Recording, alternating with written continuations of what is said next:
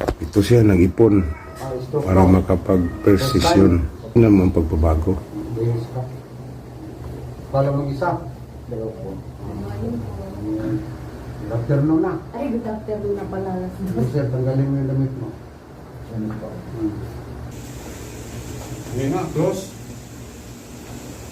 Oh, walang ganyan. Wala po. Walang buka.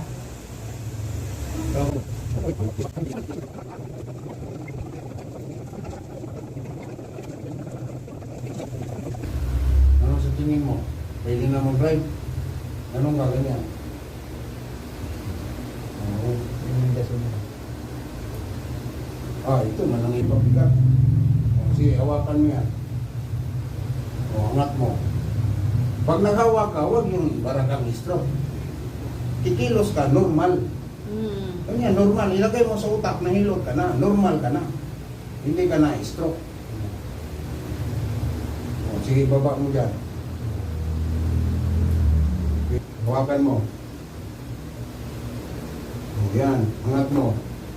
Baba. Bagay mo. Kailangan marunong ako. Sige, relax para mabitawan mo. Para mabitawan mo. Ganyan. Kailangan ka marunong ka mag-grip. Para pwede ka mag-drive. Sige nga, angat mo sa taas. Okay. Yun. Oh. Hindi lang sa higa ang angat. Yan. Malaking chance na naman. Hawakan mo. Angat mo. Wow. May chance ka. Malaking chance. Nasa 90